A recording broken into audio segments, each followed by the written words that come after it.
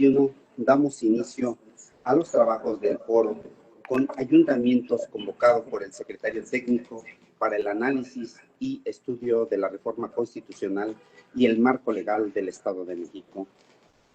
La 60ª legislatura del Estado de México aprobó, mediante acuerdo de fecha 15 de septiembre de 2020, la constitución del secretariado técnico para el análisis y estudio de la reforma constitucional y el marco legal del Estado de México, SECTEC, cuya tarea principal es la de activar e impulsar los acuerdos y consensos necesarios, que permitan dar cumplimiento al ejercicio pleno de los derechos de las y los mexiquenses y avanzar hacia el proyecto de iniciativa de reforma integral de la Constitución Política del Estado Libre y Soberano de México. Para tal efecto, el SECTEC ha impulsado la creación del Grupo Plural, el Parlamento Abierto y el Foro de Ayuntamientos, en donde se analizarán y discutirán propuestas para integrar el proyecto de iniciativa de reforma integral de la Constitución y el marco legal del Estado de México. Para el adecuado funcionamiento del Foro de Ayuntamientos, se realizarán reuniones con los 125 ayuntamientos, en donde se plantearán los objetivos del SECTEC y se recibirán las propuestas para incorporar al proyecto de iniciativa de reforma integral de la Constitución del Estado de México y su marco legal.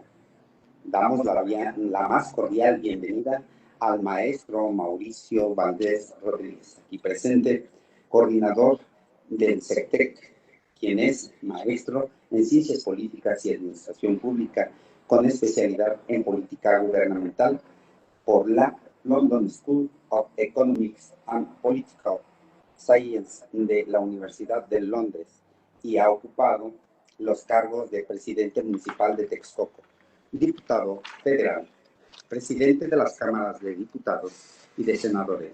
Ha sido embajador ante el Reino de Dinamarca. Fue miembro fundador del Colegio Nacional de Ciencias Políticas y Administración Pública, Asociación Civil, y presidió el Instituto de Administración Pública del Estado de México, IAPEM. Damos el uso de la palabra a nuestros invitados para que se sigan a exponer los objetivos de este foro. Adelante y nuevamente bienvenido, doctor. Muchas gracias. Señor presidente, muchas gracias. Quiero agradecerle a usted y a los integrantes del Cabildo de Capitán Izcalli y a quienes nos hacen el favor de acompañar, funcionarios del ayuntamiento, por esta gran oportunidad.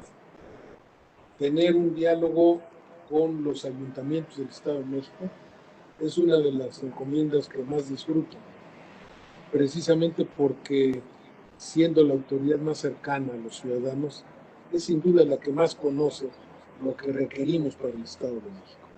Así es de que muchas gracias por esta gran oportunidad. Si me permiten, voy a presentar a quien nos hace el favor de acompañar a distancia también del secretariado. Está la maestra Palmira Tapia Palacios, que es la subcoordinadora de análisis de las instituciones del Estado. No sé si ya esté conectado alguien más. Bueno, conforme se vayan conectando, les pediremos su participación. Si me permiten, voy a presentarles a través de lo que le llamamos la línea del tiempo, la exposición de lo que hemos avanzado y hacia dónde vamos. Nos va a hacer favor el coordinador de esta parte de tecnología que luego nos cuesta a esta generación de su servidor un poquito de trabajo para utilizarla, pero ya la tenemos ahí en la pantalla. Como ustedes pueden apreciar, el 11 de agosto el senador Higinio Martínez presentó la iniciativa para analizar la reforma de la Constitución. Esta es una oportunidad histórica que quiero subrayar y que solo una persona con la formación parlamentaria que tiene el doctor Higinio Martínez, con su conocimiento de la problemática del Estado, podía haber presentado, porque en ocasiones anteriores convocar a examinar la Constitución o el marco jurídico, pues en realidad lo hace el grupo gobernante. Esta es la primera vez que lo hace a través del Poder Legislativo del Estado. Y eso hace una gran diferencia. El 15 de septiembre, coincidentemente con la fecha patria que tenemos del Día del Grito, fue aprobado por la legislatura, 60ª legislatura, la constitución de este secretariado técnico. Nosotros estaremos auxiliando al Poder Legislativo, realizando consultas con la ciudadanía y con las autoridades para presentar, como veremos más adelante, un informe que permita en su momento una iniciativa de reforma constitucional. El 28 de septiembre fue publicado en la Gaceta del Gobierno este acuerdo del Poder Legislativo y a partir del 12 de octubre se instaló. Quiero subrayar aquí que fue en la fecha en la que entregamos el protocolo de investigación legislativa, en donde se contienen los compromisos y la forma en cómo vamos a cumplir con ellos. Esto es relevante porque fue aprobado por unanimidad en el Poder Legislativo, lo cual a mí me llena de orgullo, pero también nos deja un gran compromiso político con la ciudadanía del Estado de México. Poco después, el 16 de diciembre, y aquí hay que subrayar que no obstante esta pandemia, no hemos detenido la marcha, a pesar de que, bueno, pues hay que reconocerlo, que hay quien ha perdido algún familiar y lo acompañamos solidarios en su pena, o quien tiene algún enfermo de este COVID-19, pero nosotros no nos hemos permitido detener el trabajo. Vamos adelante, porque sabemos que el pueblo de México, con fuerza, saldrá precisamente de esta pandemia. Pues el día 16 de diciembre, con la definición de la metodología, se instaló lo que se llama el Grupo Plural. El Grupo Plural tiene integrantes de los poderes. Primero es la Comisión de los Poderes. El gobernador del estado designó al licenciado Rodrigo Espeleta, secretario de Justicia y Derechos Humanos, como su representante. El Poder Judicial designó al doctor Pablo Espinosa, consejero de la Judicatura, como su representante. El representante del Poder Legislativo es el diputado Mauricio Hernández, que es presidente de la Junta de Coordinación Política, y su servidor lo auxilia cuando él no puede asistir. Poco después se formó también la Comisión de Partidos Políticos, que se integra con representantes de todos los partidos políticos con registro. También se formó la Comisión de Instituciones Educativas, en donde participan representantes de las universidades públicas del Estado y quienes nos hacen el favor de conectar con diversas especialidades de profesiones, de académicos, para resolver los temas pues, que requieren del apoyo de la ciencia. Y con esto se integró el Grupo Plural.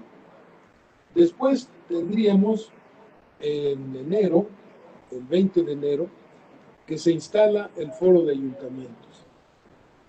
¿Qué decir de los ayuntamientos?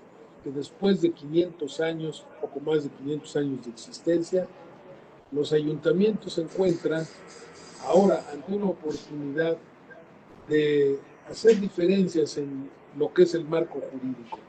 Y de ahí deriva entonces la celebración de estos foros de ayuntamientos para conocer en qué nos ha restringido o en qué nos ha afectado el marco jurídico actual, para que entonces podamos aprovechar esta ocasión y darle salida legal adecuada para actualizar nuestro marco legal. Ahí viene, por ejemplo, algunas de las preocupaciones que nos han mostrado algunos ayuntamientos, uno de ellos como es la recuperación de atribuciones hacendarias municipales.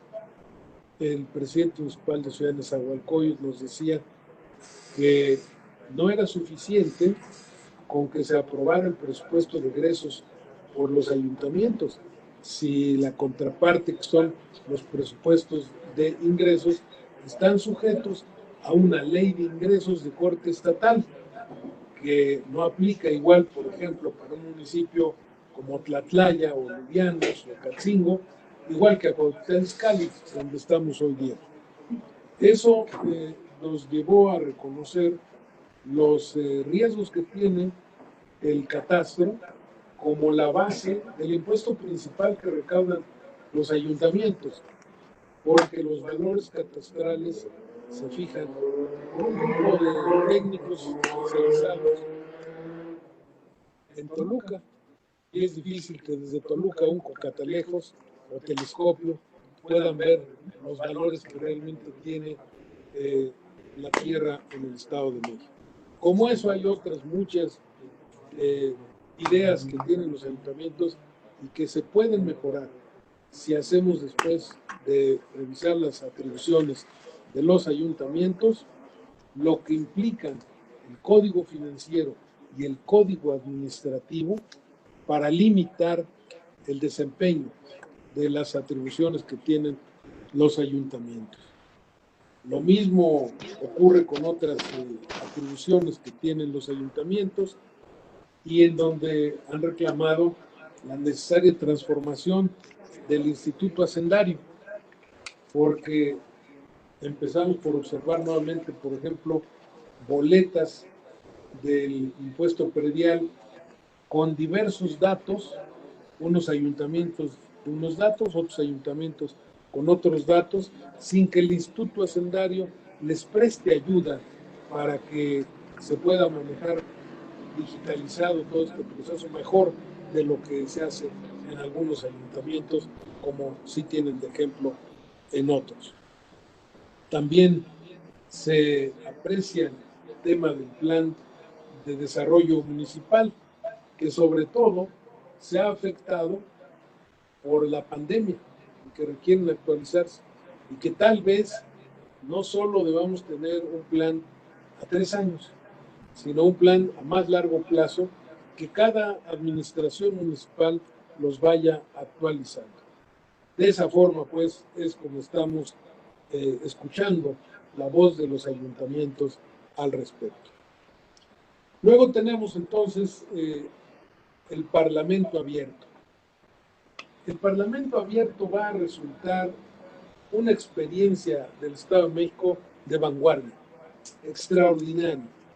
Ya hay más de 1,000 instituciones y ciudadanos inscritos, y le pedimos aquí al señor presidente municipal, a los síndicos, regidores, que nos ayuden para que, si hay interés de la ciudadanía de Cuautitlán Izcalli, se puedan inscribir.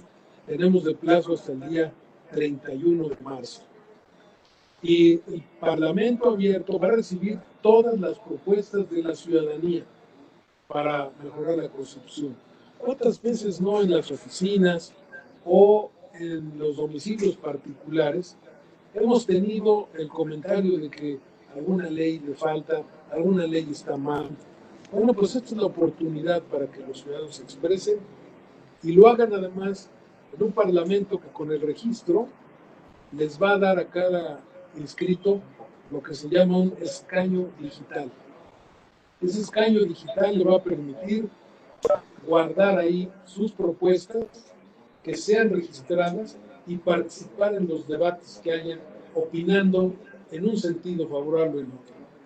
Aquí hay que resaltar algo que es una característica muy importante del Parlamento abierto. En el Parlamento abierto no habrá votaciones respecto de las propuestas. Lo que habrá es registro de consensos y registro de disensos.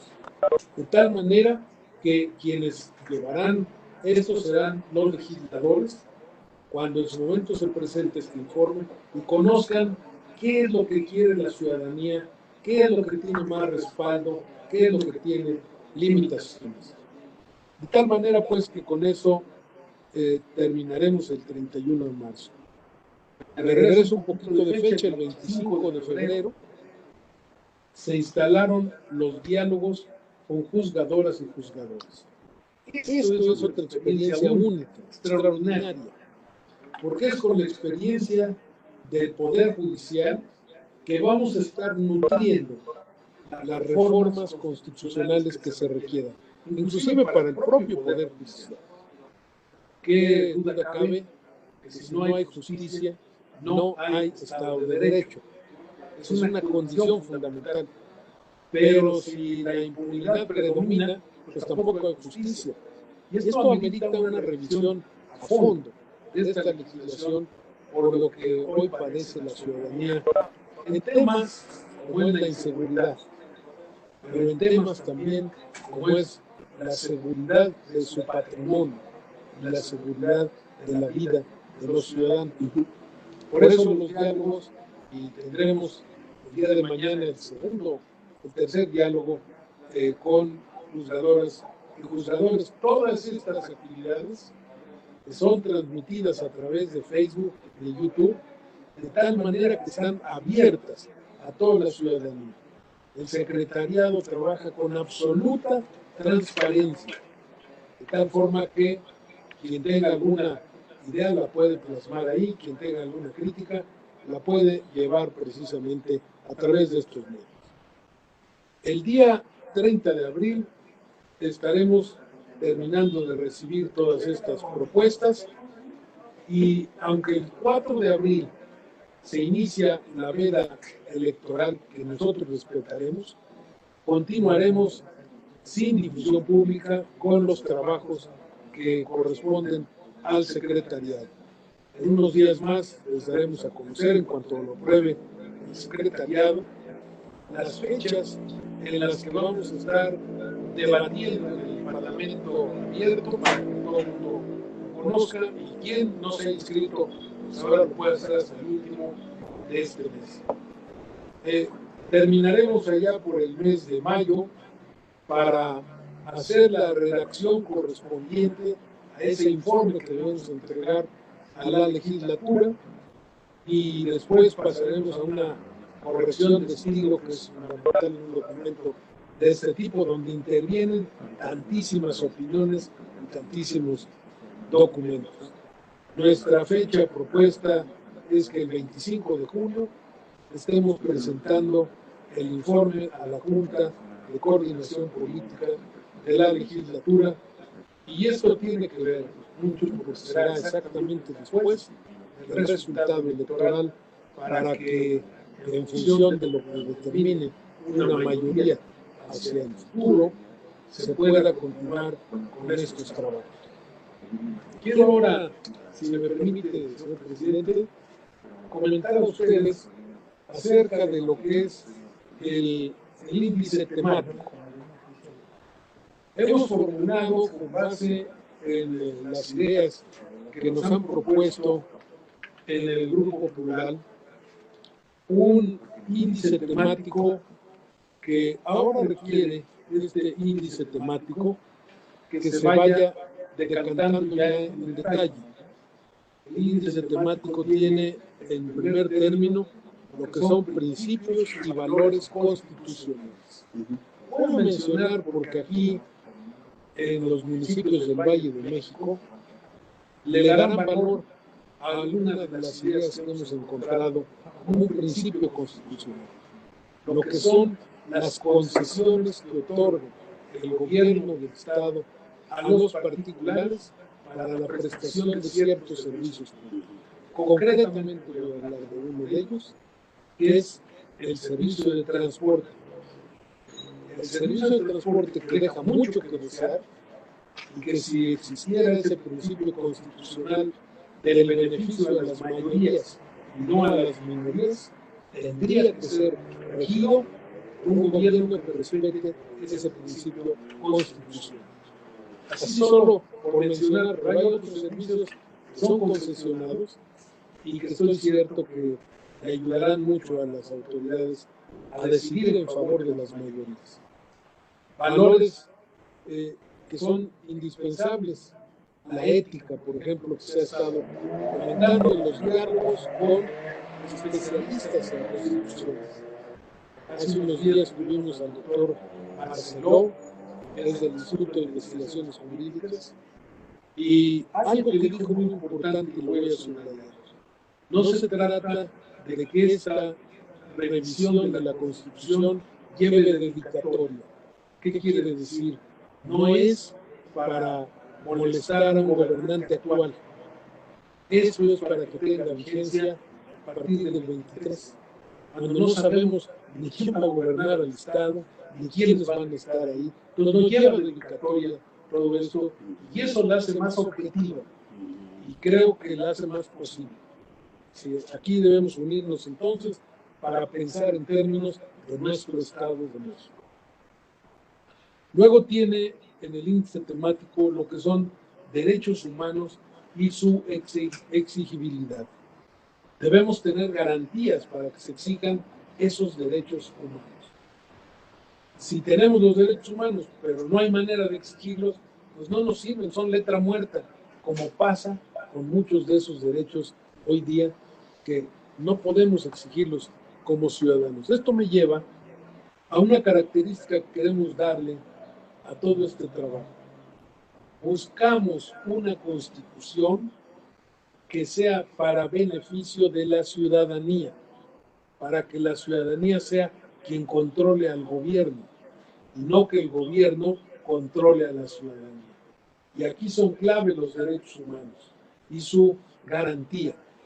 Si tenemos garantía, pues hoy seremos funcionarios, mañana seremos ciudadanos. Y lo que queremos es que así como nosotros respetamos a los ciudadanos, también las demás autoridades que sigan respeten a los ciudadanos. Después tendríamos lo que son los derechos fundamentales de los mexiquenses. Ahí vamos a encontrar uno que no existe hoy día, que es el derecho al buen gobierno y a la buena administración pública. Eso va a ser de avanzada para el país. No lo tenemos en ningún estado. Y un poco lo delineó la Constitución de la Ciudad de México, la más reciente. Porque debo decirles a ustedes que nuestros estudiosos han estado revisando el contenido de constituciones como la última que se revisó en Rusia, como la Constitución china, el país con mayor población, y algunas otras de estados de la Unión Americana que resultan interesantes.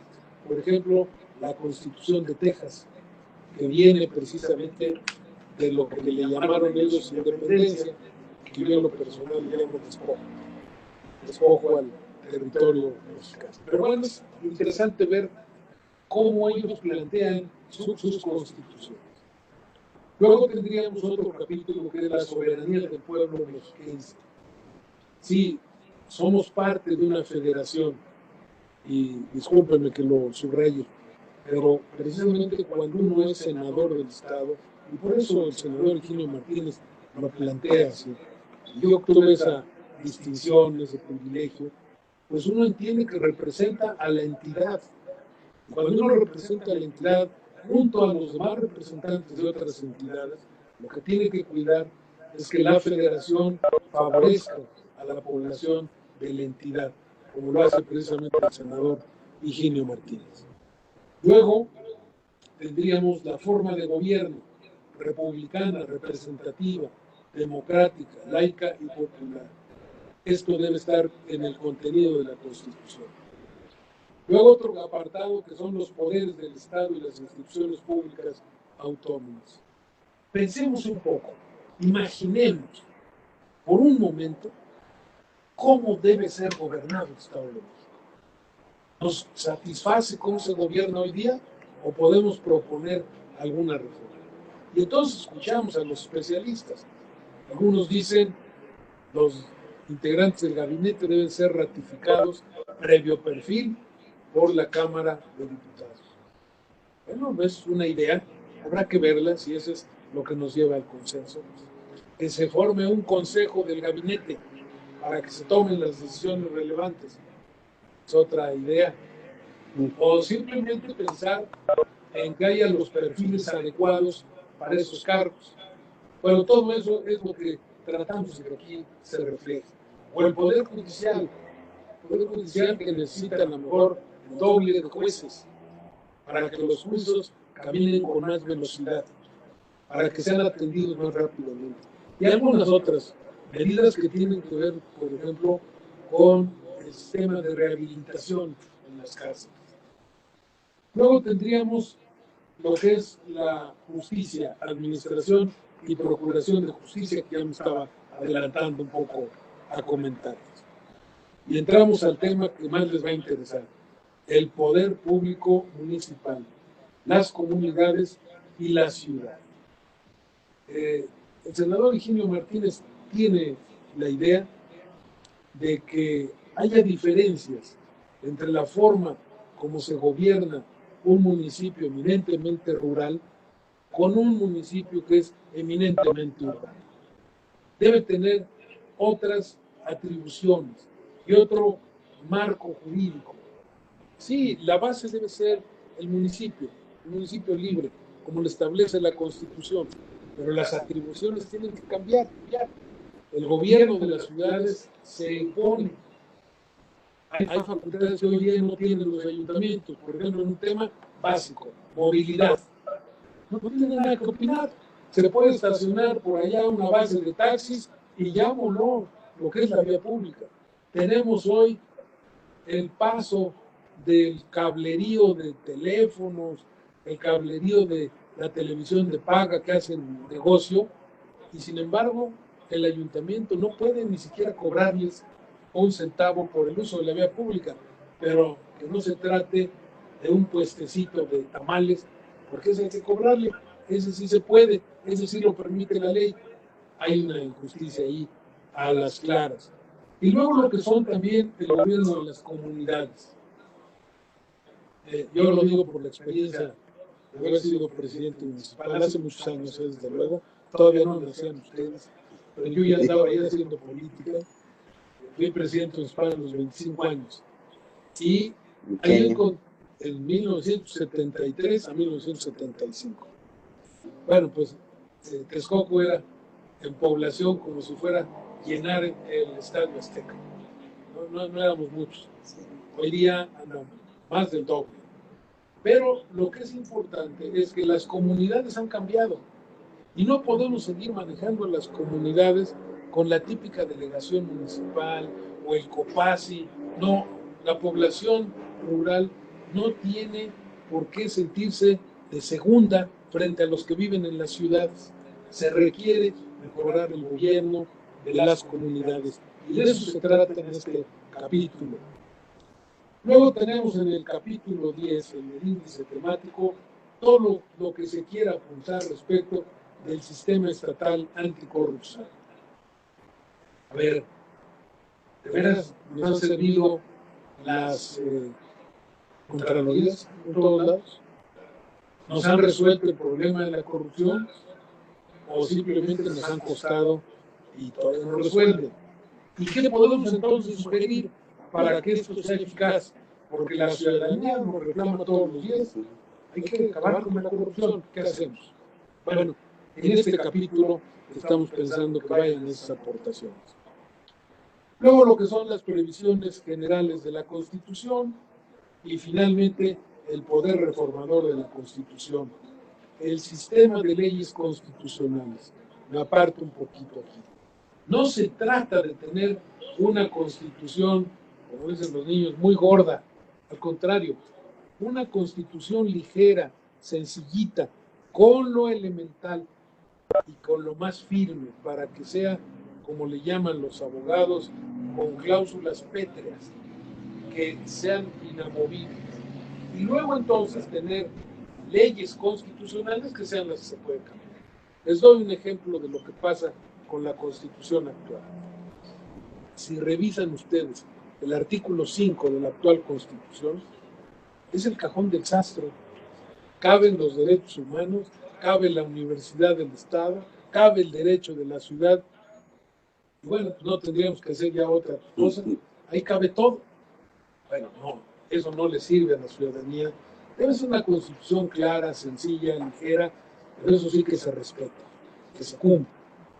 Así es de que, a grandes rasgos, eso es lo que yo quería venir a platicarles y pedirles finalmente que ustedes nos digan si ya lo tienen y si no, que nos digan en su momento la designación de los representantes del ayuntamiento.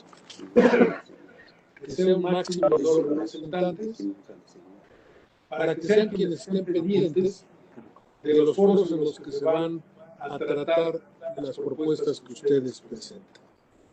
Y ahora sí, señor presidente, con eso me pongo un cierre, guardo silencio y les agradezco su atención para que si ustedes tienen a bien sugerirnos algunas reformas, darnos algunas ideas, bienvenidas. Nosotros hacemos nuestro mejor esfuerzo, pero no somos perfectos. Cometemos muchos errores y reconozco con toda humildad y sencillez que uno aprende más si intercambia ideas. Decía un principio, si yo tengo un peso y tú tienes un peso, y te doy un peso y me das ese peso, pues no enriquecemos, pues quedamos igual. Pero si tú tienes una idea y yo tengo una idea y intercambiamos esas ideas, nosotros nos vamos a enriquecer porque nos quedamos con 2 ideas. Así de que, bienvenidos, señor presidente, si tienen alguna idea al respecto. Sí. Gracias por su atención. Muchas gracias, maestro Mauricio Valdés Rodríguez. Un gusto escucharlo y que nos dé el marco general de estos trabajos que se están realizando en su carácter de secretario técnico. Es muy formativa esta información que nos está dando y dando el marco general, reitero, sobre los puntos que deberá versar esta reforma constitucional. Y desde luego, mis compañeras y compañeros regidores tienen, y síndicos tienen, por el uso de las atribuciones que constantemente van realizando cotidianamente, pues muchas inquietudes, como seguramente ellos nos los harán saber. Solamente por señalar algunos que se nos han planteado ahora sobre el dominio pleno de nuestro patrimonio municipal, el ejercicio del dominio pleno de nuestro patrimonio. ¿Qué tanto? Ese es un tema importante, trascendente, que ya incluso del cual se ha pronunciado la Suprema Corte en el sentido de que nosotros debiéramos tener ese dominio sobre nuestro patrimonio, sin necesidad de que nos los autorice y sin un procedimiento ante órganos estatales. O, por ejemplo, la autonomía en la certificación de nuestros funcionarios. Cuando nosotros sabemos y ya una institución educativa ha corroborado que tienen los conocimientos para el ejercicio en un área determinada del conocimiento, ¿por qué necesariamente nos tienen que certificar una entidad superior ese conocimiento? Es, por ejemplo, ese tipo de temas, más aún cuando Cuautitlán Izcalli, por ejemplo, tiene el registro de muchos con certificaciones, pero no llegamos al 100%, pero sí estamos muy superiores que otros municipios. Entonces, todo ese esfuerzo y desde luego la capacitación y todo en la administración pública, pues nos ha dejado una experiencia. Sin embargo, hay temas en donde todavía nos cuesta un poquito de trabajo tratar de comprender el porqué de la existencia o por qué nosotros no podemos de manera autónoma a ejercer ciertos aspectos a plenitud. Esos son 2 ejemplos que yo les puedo decir y que ahorita me vienen a la cabeza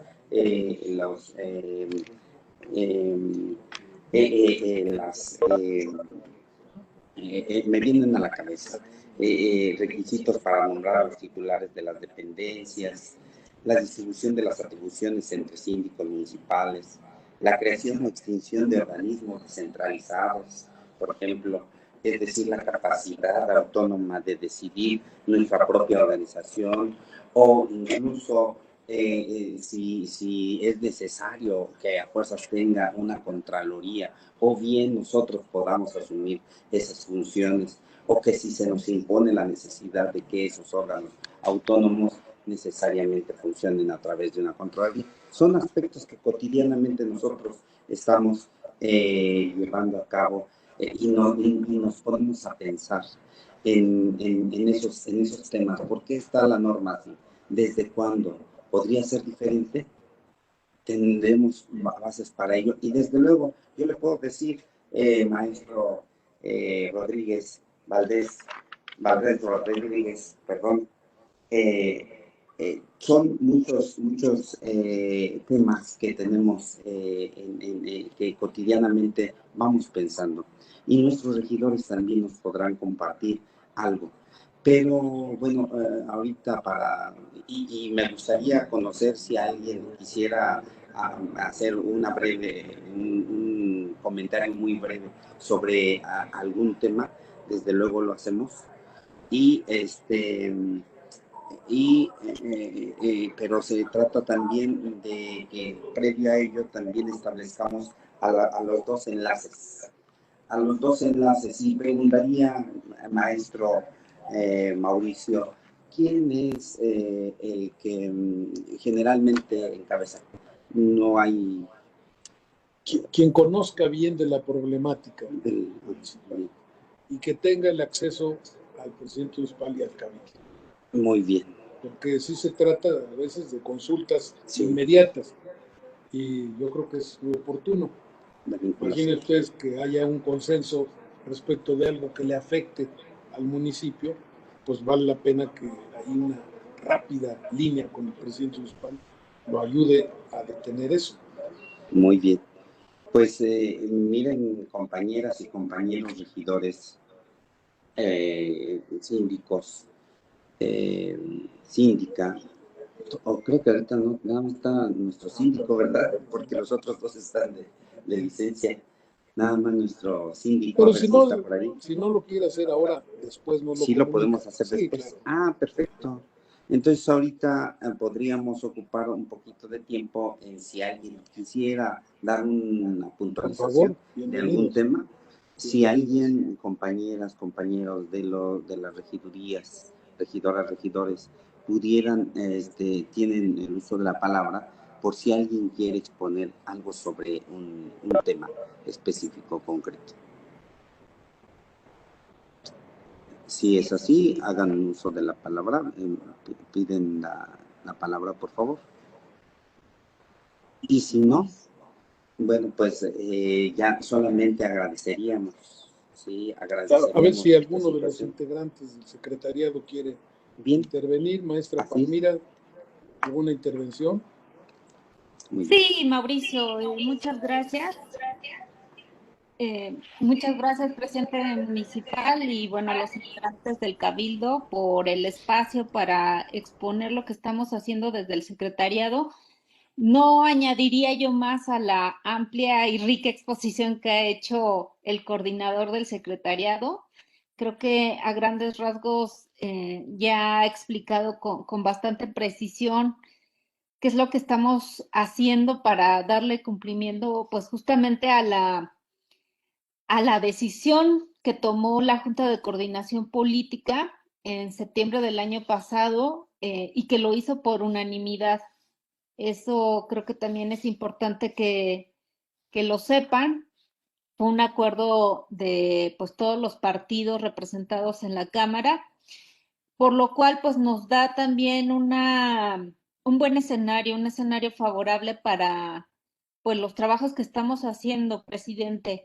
Y como ya lo expuso el coordinador Mauricio, pues estamos trabajando en diversos espacios, y desde luego pues los ayuntamientos van a ser, su voz va a ser muy importante para formular la primera propuesta o el primer gran borrador de este trabajo que entreguemos en el mes de junio. Yo ya no agregaría más bien a mí me encantaría en las siguientes reuniones pues conocer las propuestas que tenga Cuautitlán Izcalli, y justamente que sean parte pues del diagnóstico y de las propuestas que se están ya formulando por parte de diversos municipios en todo el estado. Eso también es importante que lo sepan. Estamos pues buscando escuchar a todos los municipios, no solamente, estamos saliendo, digamos, de la lógica de Toluca, ¿no? Que a veces la inercia nos gana y escuchamos y buscamos pues a los municipios vecinos. Esta vez, claro que no, y porque este trabajo pues justamente tiene una dimensión muy plural y los problemas que tienen los municipios de Valle de Toluca en nada se compare o difícilmente es comparable con lo que viven en el Valle de México.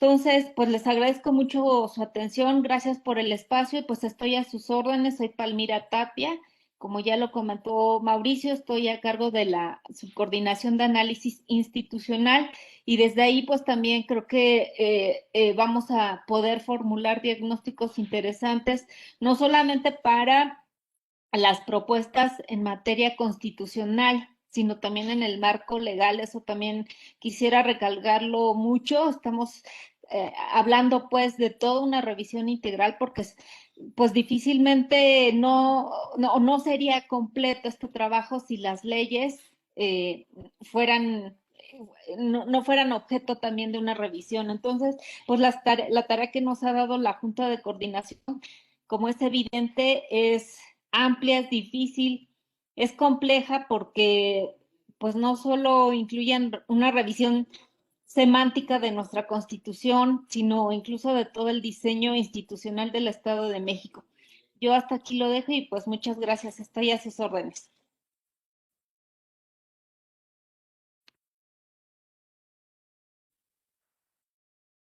Su audio.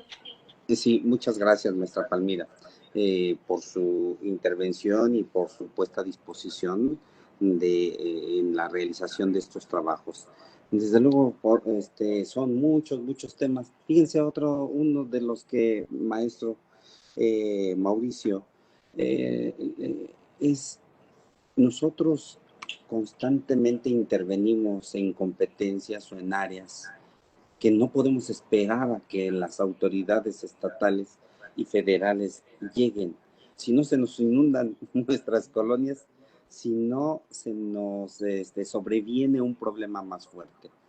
Y por ejemplo, eso es, por ejemplo, en nuestros ríos, en nuestros cuerpos de agua, en nuestras lagunas, que intervenimos y a veces no se nos reconoce ese esfuerzo que constantemente estamos haciendo. Y entonces, las compensaciones, por decirlo de una manera económica, no, porque nosotros invertimos muchos recursos materiales y humanos en algunas materias que nosotros constantemente debemos atender porque si no se sobrevendrían otro tipo de problemas y sin embargo pues sí no se nos reconoce a nosotros como municipio. Entonces, el ir fortaleciendo esta adecuada convivencia entre diversos niveles de gobierno, municipal, estatal y federal, creo que es uno de los retos muy importantes en una nueva normalidad. Ahora incluso en la forma en cómo interviene el municipio, en solamente ser ejecutor en procedimientos de orden sanitario, porque nosotros no somos ejecutores, no seguimos el procedimiento. Si yo llego y cierro un local por virtud de una determinación estatal o federal, nada más soy ejecutor y el procedimiento lo tengo que enviar a las autoridades estatales y entonces ahí ya se me pierde todo mi seguimiento, cuando yo en realidad soy quien conocí del por qué estoy cerrando ese local por violación a un procedimiento de derivado de la pandemia. Por ejemplo, es de un semáforo, una determinación que a mí no me fue consultada. Entonces, ese tipo de cosas es en donde yo digo que es una adecuada convivencia entre los niveles de gobierno y una constitución que constituye el marco en el que se mueve esos niveles de gobierno, es en donde podremos empezar a meterle mano. Por mi formación, yo fui secretario, estoy cuenta en tribunales colegiados, y soy abogado desde hace 30 años. Entonces, es por lo que le puedo decir de algunas figuras que conozco en este ámbito. Pero desde luego contamos con personas, aquí hay maestros y doctores en Derecho, que conocemos algunos aspectos y que podemos colaborar, o gente como el licenciado Eric Rosas, que tiene muchísima experiencia respecto de la problemática municipal en procedimientos, en cuestiones de cómo se relacionan gobierno municipal, estatal y federal. Ese tipo de perfiles y de experiencias, más bien, de experiencias son las que podremos incorporar. Entonces, pues estamos a la orden. Me encantó estar aquí en este foro. Señor presidente, si me permite el uso de la voz. A ver, regidora Sara. Sí, adelante. Adelante, regidora Sara. Efectivamente, como usted lo platica, yo lo corroboro. A mí me encantaría, pues, o sea, como una propuesta, otorgar la plena libertad a la hacienda municipal y adecuarlo al sistema jurídico estatal. Ejemplo, la ley de ingresos de los municipios, ¿no? Ajá, a mí eso me gustaría como una propuesta, y pues también crear un órgano autónomo como el Banco de México para manejar a la hacienda pública con su patrimonio propio realmente, ¿no? A mí eso también lo veía yo como una propuesta. Y pues por otro lado, pues también a mí me propondría yo capacitar a los servidores públicos que lleven haciendas públicas municipal constantemente y evaluar los resultados de cada uno de ellos, ¿no? Yo creo que, bueno, ese es desde mi punto de vista muy personal, serían unas de las propuestas, ¿no? Es cuanto, señor presidente. Muchas gracias, regidora Sara. El tema de los dineros, de cómo se maneja la hacienda, es un tema importante del que hay que reflexionar. ¿Alguien más gusta hacer alguna puntualización? Si no, pues yo ya no tendría mayor tema, maestro. Muchas gracias. No, pero ya con lo que nos ha dicho el señor presidente, fíjese que encontré algo que me parece fundamental.